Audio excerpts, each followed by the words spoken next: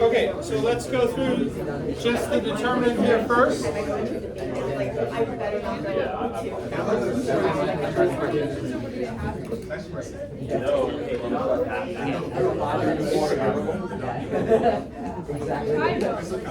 right, so are we okay here with, that's the determinant we need to find, right? Just the coefficient matrix part? We'd pick a row or column. Any preferences here? No preference. First row? That's like the default most people go to, right? If there's no zeros here, so there's really not any strong case to be made for any row over another. The morning classes pick the third column, which I guess is like a tiny bit easier because you have all ones there. So it's just the minors, determinants added or subtracted together. But without any zeros, you have to find all three minors determinants anyway. So sure, we can do row one here. So with row one, you leave the first one, right? And what are the elements in this one's minor? -1, 1, -4, 1. Okay, and then the 2, we change the sign, yes? Okay, so -2 times, what's in 2's minor? 2, 1, 3, 1. And then the 1 at the end, we leave the sign, and its minor would be 2, -1, 3, -4. Okay, so this determinant is 3, -1 plus 4, 3, minus 2 times that determinant, which is -1, and then plus this determinant, -8 plus 3, -5, right? -8 plus 3, -5. And we're going to get 3, this is plus 2 more, that's 5, minus 5, we do get 0. Okay, does that make sense? Everybody okay there? All right. Yeah, I think that's, so again, all this tells you is that if we were to try to solve the system using whatever method, but we're going to still do row operations, if we were going to try to solve the system, the fact that we got a 0 there means we're not going to get one solution, okay? Graphically, do you remember, like if these are all linear equations, but they're three-dimensional equations now instead of two, because you have x, y, and z, if you were to graph x plus 2y plus z equals 3, what figure do you get? Like if it's just x and y, it's a line, right? But with z in there too, it's a plane. So each of these is a plane, and if we're solving the system, we're trying to find out what points are common to the three planes. As long as you're dealing with linear equations, these are the only three possibilities, right? You can have no solutions, you can have infinite solutions, or you can have one solution, okay? With lines in 2 dimensions, this is the visualization, right? The only way you get one solution is the two lines intersect at one point, right? If you're not in that situation, then you're in the non-unique case. That could be either none at all or infinite. The only way to get none at all with lines in 2 dimensions, where you only have two variables, is for the lines to be parallel. And the only way to get infinite solutions is for the lines to be, what is this showing? Yeah, they're like two equations that represent the same line. So all the points on that line are solutions to the system because the two equations represent the same line, so all those points are in the solution set, okay? Now, with planes, it's the same three possibilities, none, one, or infinite, but it's not limited to those situations, okay?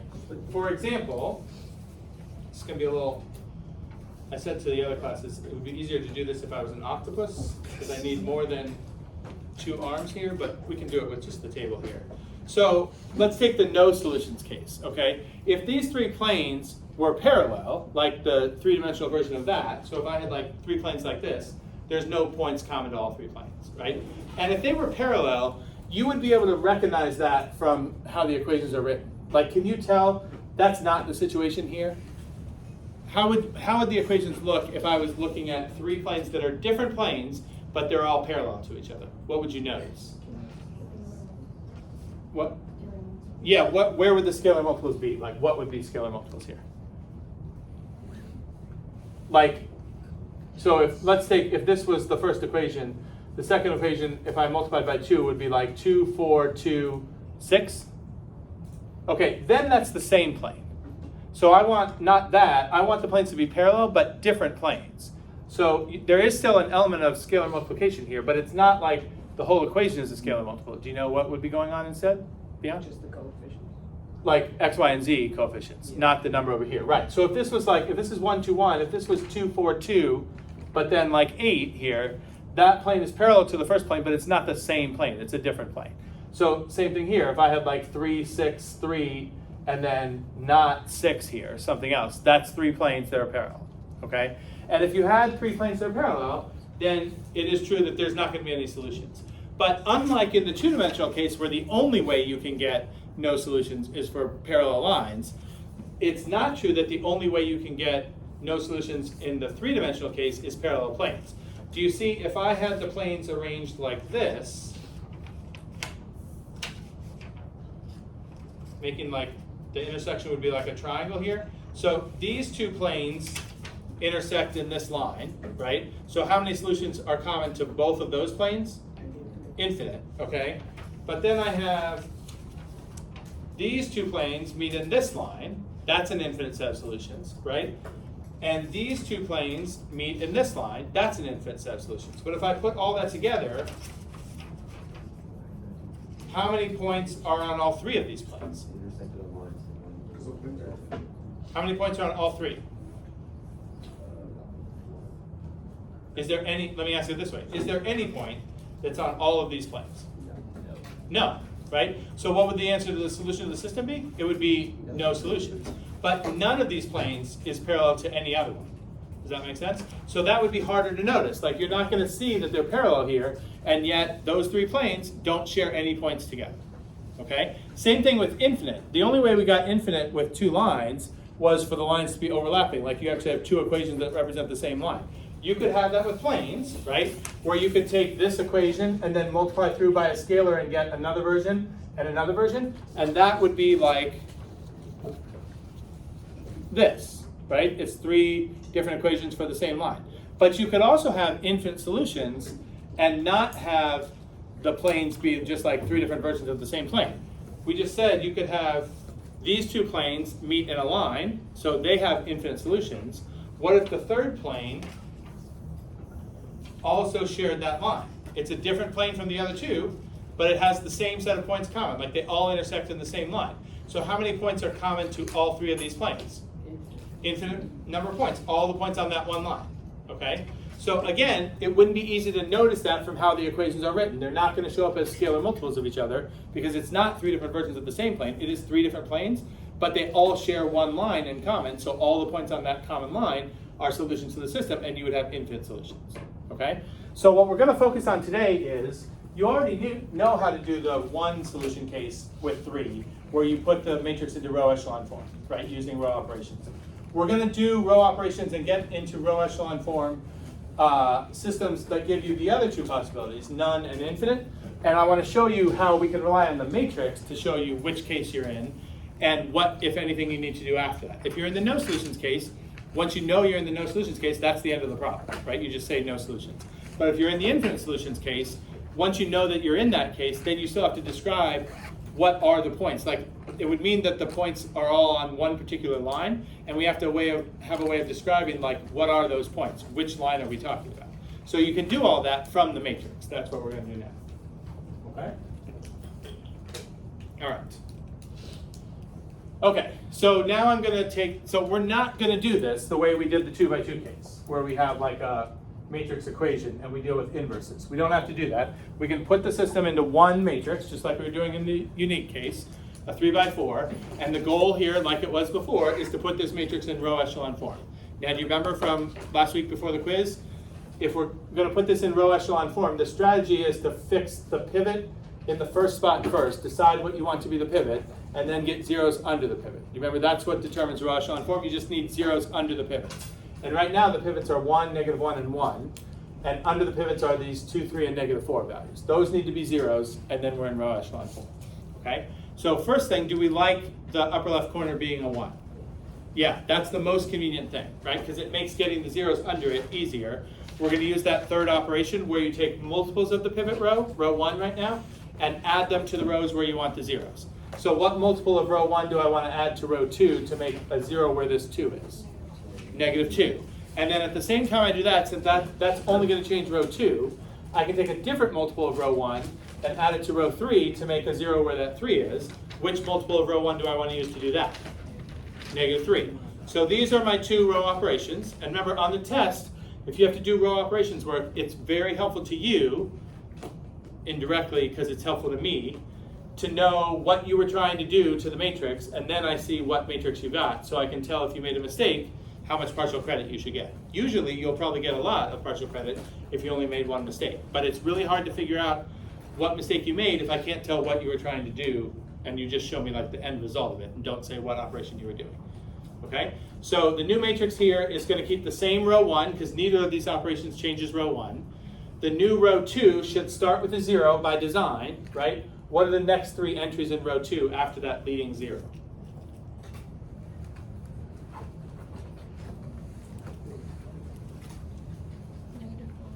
-5, followed by -1, and then at the end, 2. Okay? -5, -1, 2 in the middle row. And the bottom row is also going to start with a 0 by design, and then what follows that 0?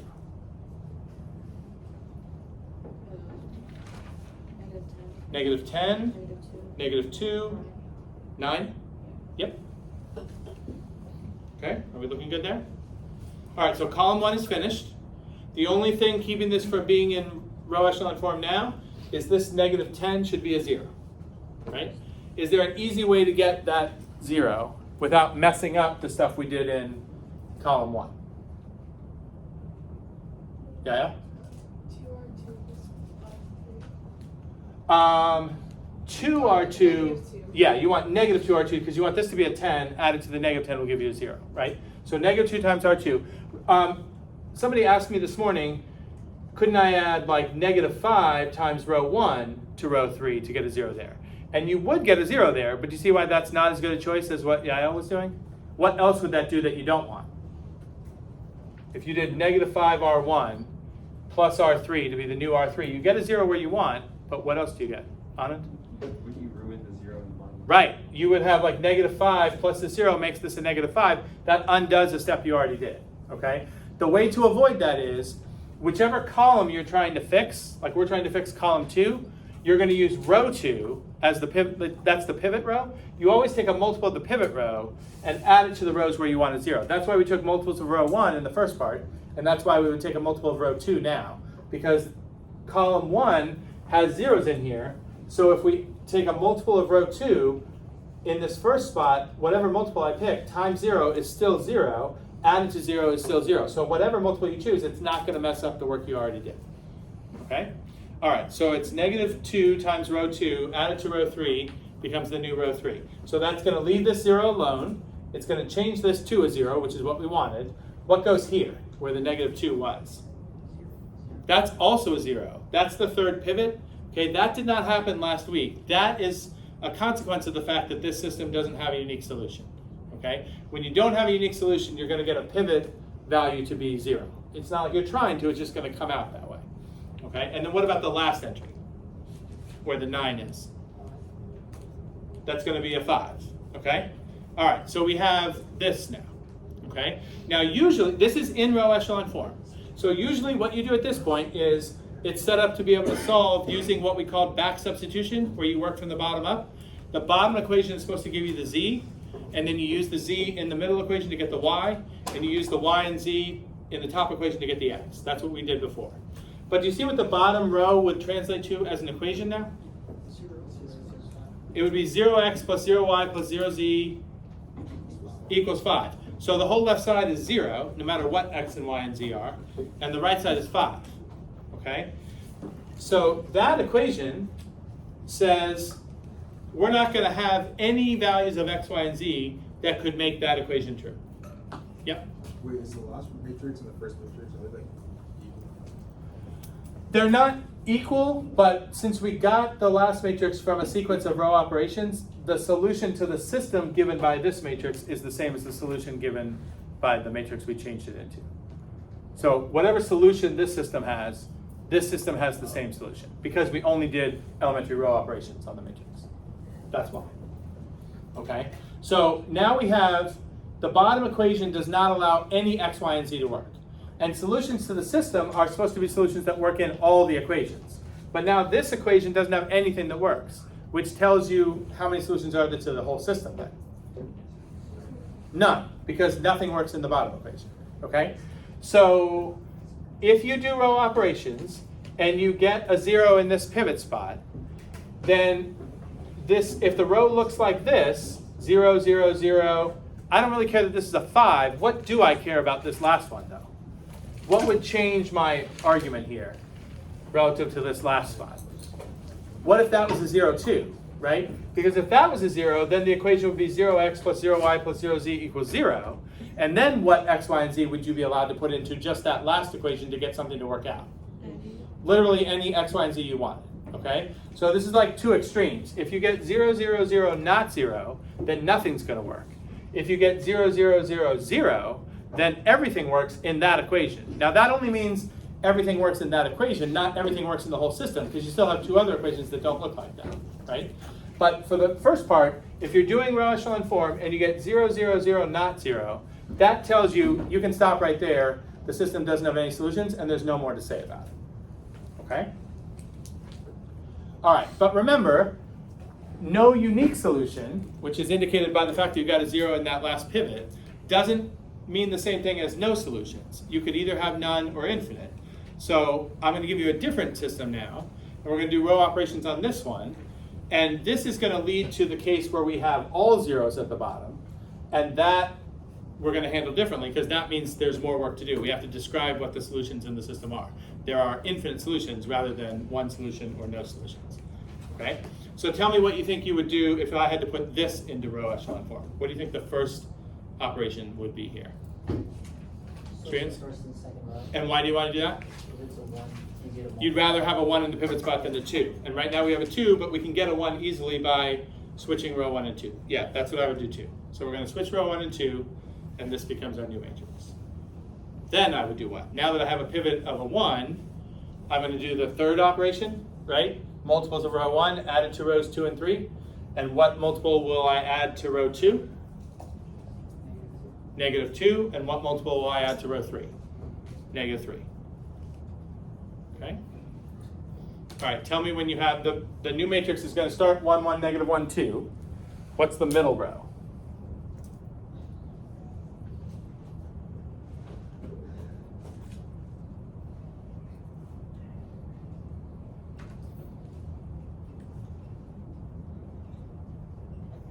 And we got the middle yet? Starts with a 0, obviously, right? What are the next 3?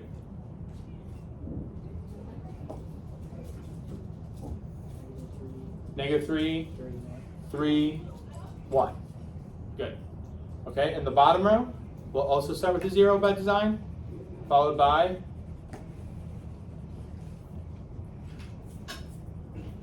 what goes here where the -3 is? -6, and then 6, and then 2. Good. Okay? All right. What's left to get it in row echelon form? I need the -6 to be a 0. And is there like a single operation I can do right now that would get me a 0 where that -6 is? -2R2 plus R3 is the new R3. We want to use R2 now so we don't undo the work we already did in the first one. Okay, so here's the matrix we left off with. -2R2 plus R3 is the new R3. And you see if you do that, you won't disturb this 0. You're creating this 0. This also turns out to be a 0, right? -6 plus 6. And this is going to be -2 plus 2. So we get all zeros there. Okay? All right, so now you're in row echelon form. It's where you would typically solve. If this pivot was not a 0, even if this was a 0, right? If this pivot was not a 0, if this was like 0, 0, 5, 0, that's a unique solution, right? That would say 5z equals 0, and you can solve that. If 5z equals 0, then z equals 0. And then you go up here to get the y based on z being 0, and whatever you get for that, you go up here and plug in the x and y, and you get, or plug in the y and z, and you get x, right? But with all zeros, this is what that's telling you, okay? 0x plus 0y plus 0z equals 0. That means any x, y, and z that you want to choose would work in that equation. That doesn't mean any x, y, and z works in the whole system, but it does mean that you're going to have infinite solutions in the system. You're past one solution on your way to infinite solutions, okay? All right, what happens in this case, we're going to actually do back substitution here, but we do it a little bit differently from how we did it when we had a unique solution, okay? What you have here is basically, if the bottom row is accepting literally anything at all, it's like that equation isn't even there. There's like no restrictions that that equation puts on the system that aren't already there from the first two equations, okay? So this will happen if we like ignore the bottom row right now and say there's only two equations that are imposing constraints on the system, but there are three variables. Anytime you have more variables than equations that matter, you have what are called free variables. So since we have three variables and two equations, we have one extra variable. That's what's called a free variable. And a free variable is a variable that you don't have to solve for. You can like choose anything you want to be that value, okay?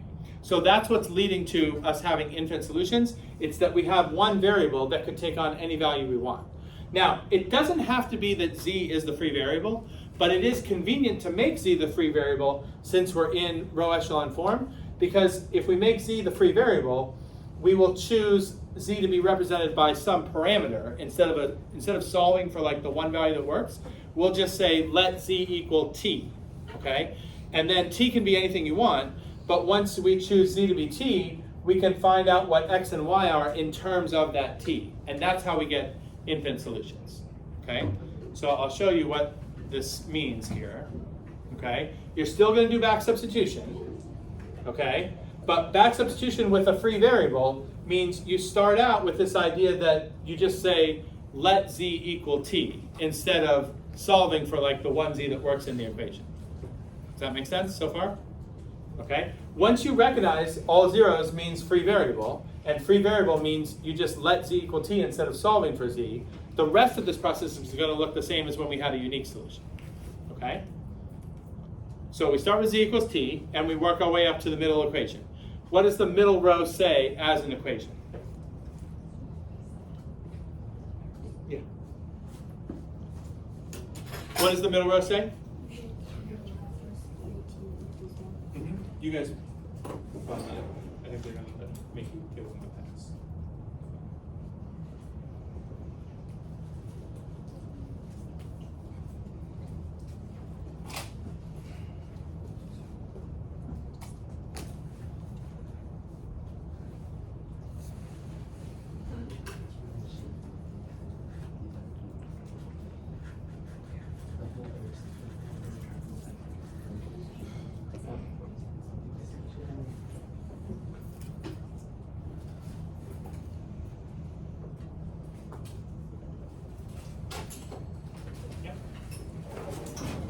Okay, so middle row, that's the equation. And we do what we would normally do, which is plug in for z, except we're not plugging in a number, we're plugging in t, right? So it looks like this, and then you solve for y in terms of t. So if you get y by itself here, what is y in terms of t?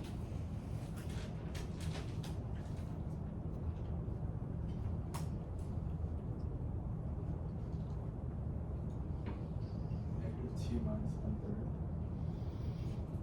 Almost. Negative t.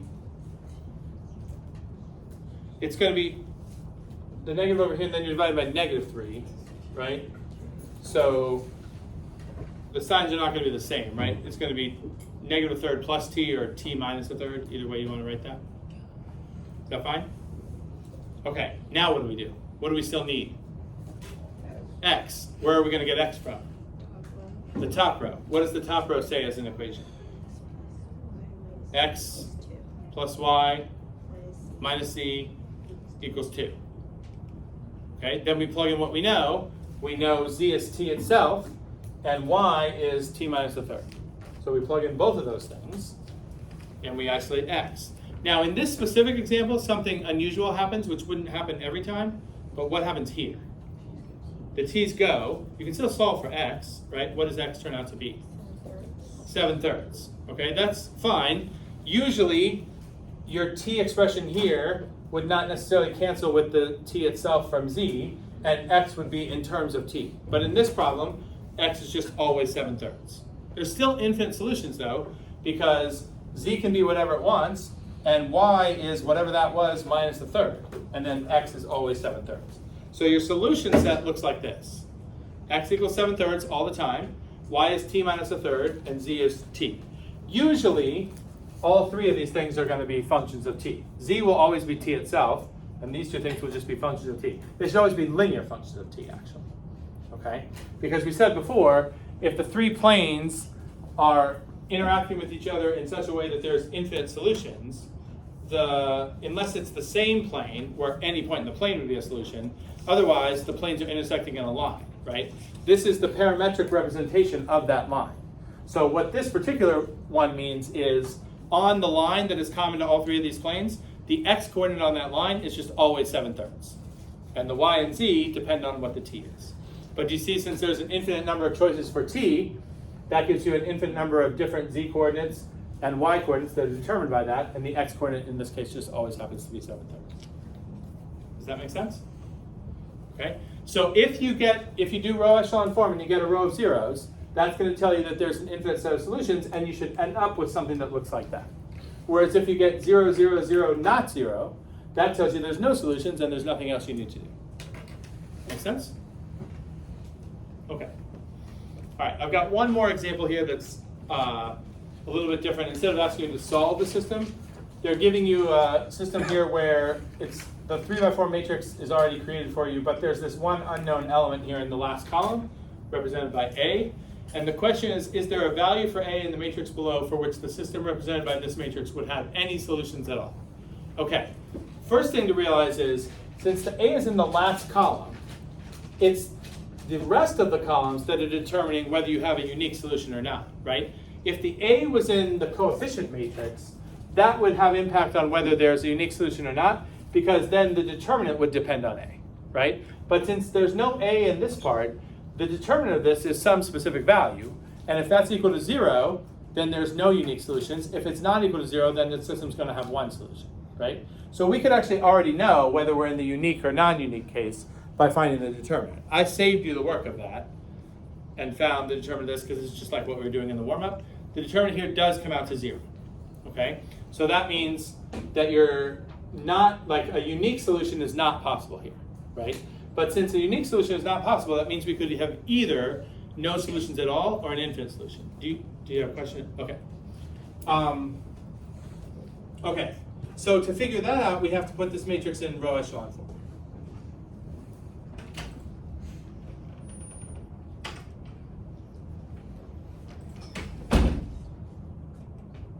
Okay. So what would I do first to put this in row echelon form?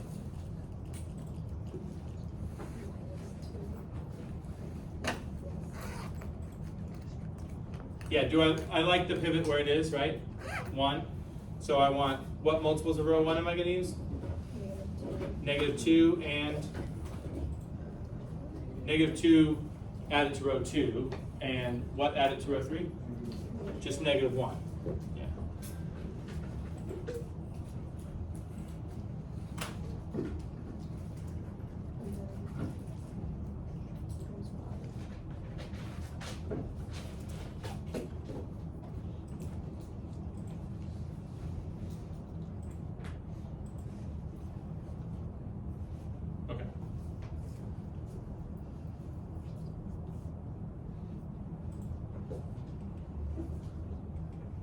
Okay, so the new matrix would have 1, -2, -1, -1, followed by, what's in the middle?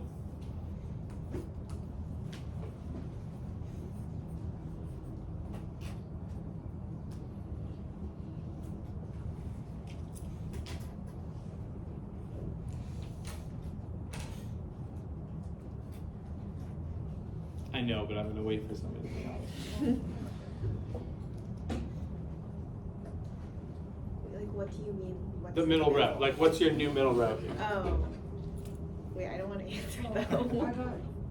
It starts at 0. We all know that. 5, 5, 15. Okay. Other people getting that? Yeah. And then on the bottom row, 0, 10, 10, A plus 1. Is everybody fine with the A plus 1? Okay.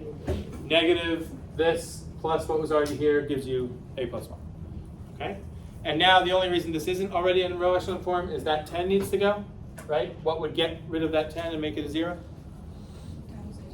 Negative 2 times row 2 added to row 3. Okay. And that is going to leave the 0 undisturbed, make that a 0 and that a 0, of course, because these are the same. And then what's going to go here where A plus 1 is right now? A minus 29. Negative 30 plus A plus 1 is A plus, or A minus 29. Right? Okay, so we got a 0 in the pivot spot. You should have expected that we were going to get that 0 because the determinant of the coefficient matrix was 0, so we couldn't get a unique solution. And if that pivot is not 0, you're going to get a unique solution, right? So we knew we were going to get a 0 here. The question was, is there a value of A that would make this have any solutions at all? Well, since it can't have a unique solution, the only way you can have any solutions at all is to have infinite solutions. So what would A have to be to give you infinite solutions? 29. If A is 29, you're going to get a row of zeros there, and then you have infinite solutions. And we could actually say if A was 29, we could let Z equal T, and we could find what solutions are. The question didn't ask that, right? It just asked what value of A would make it so that there are any solutions. What happens if A is not 29? If A takes on any value other than 29, this row is going to be 0, 0, 0, not 0, right? Meaning no solutions. So everything else other than 29 gives you no solutions. Okay, there's no possibility of getting one solution in this case because the coefficient matrix was singular. Make sense? Okay, so that's it for what you need to do for homework 6. Tomorrow we're going to use row operations again, but for a totally different context, not solving systems. We've done everything you need to know for solving systems. Tomorrow we're going to look at how to use row operations to get inverses of matrices that are bigger than 2 by 2. Remember, we already know how to get inverses of 2 by 2s, but to get an inverse of a matrix that's bigger than 2 by 2, you can do that with row operations. It's a different use for these same operations. Okay? So that's what we'll do. And that is the last new thing for the matrix unit.